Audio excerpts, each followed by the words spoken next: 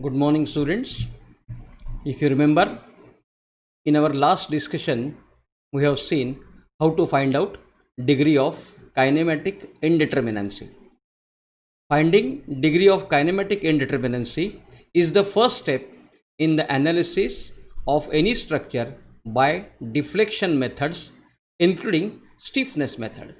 We have also seen stiffness is one of the deflection methods in structural analysis. So in today's lecture, we are going to concentrate on what exactly is meant by stiffness and what are stiffness coefficients before we apply stiffness method to determinate as well as indeterminate structures. So what is stiffness? Let us define stiffness.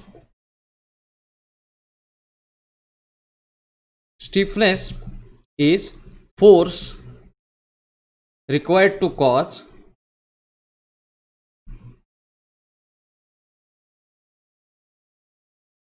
unit deflection.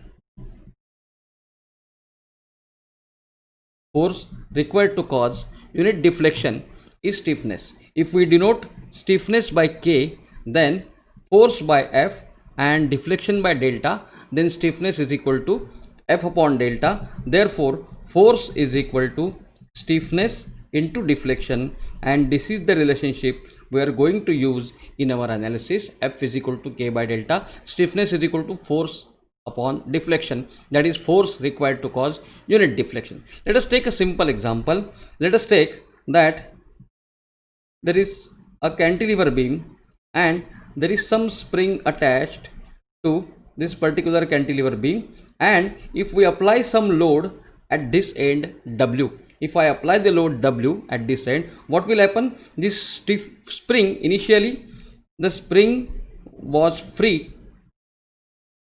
This is the initial condition. Initially the spring was free, and now in the second case I have applied the load W to the spring. Everybody agree that this spring will get some deflection. Let us say due to this load W, the total deflection in the spring, the length of the spring will increase. Total deflection of the spring is delta. Total deflection of the spring is delta. In that case, stiffness of the spring we can say is W by delta. If delta is the total deflection, W is the force, then what is the force that is required to cause unit deflection of 1 meter, 1 centimeter or 1 millimeter? That is defined as stiffness of the spring. So we can say stiffness of the spring is W upon delta. Initially the spring was unloaded, and when we have loaded it with the load W, let us say the total deflection of the spring is delta, then I can call the stiffness of the spring is W upon delta. So this is the concept of stiffness, that is stiffness, force required to cause unit deflection. That is the concept of stiffness. Now, since deflections in our structural analysis can be of two types, one is linear deflection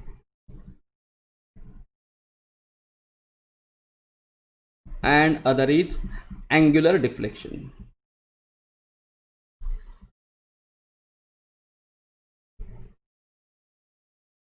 Linear deflection and angular deflection. So linear deflection we call it as translation,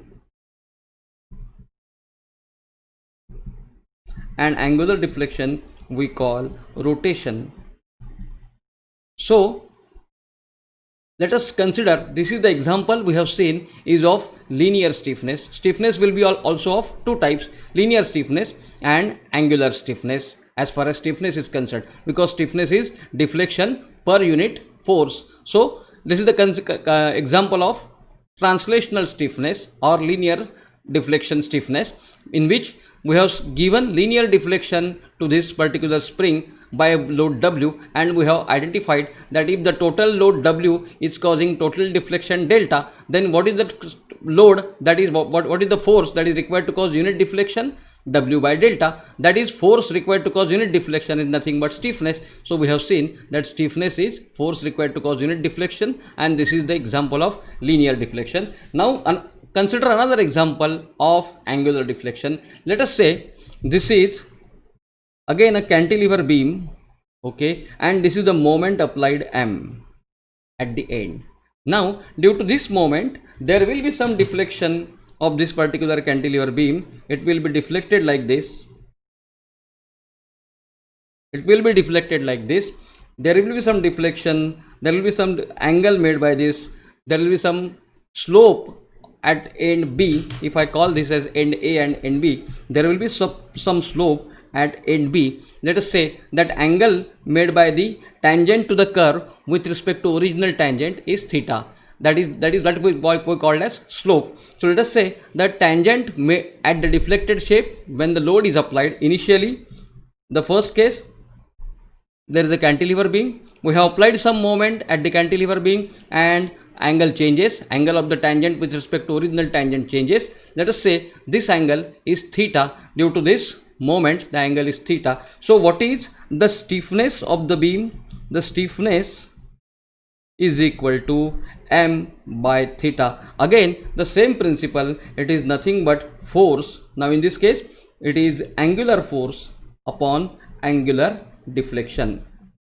This is rotation, that is angular deflection. That is angular deflection.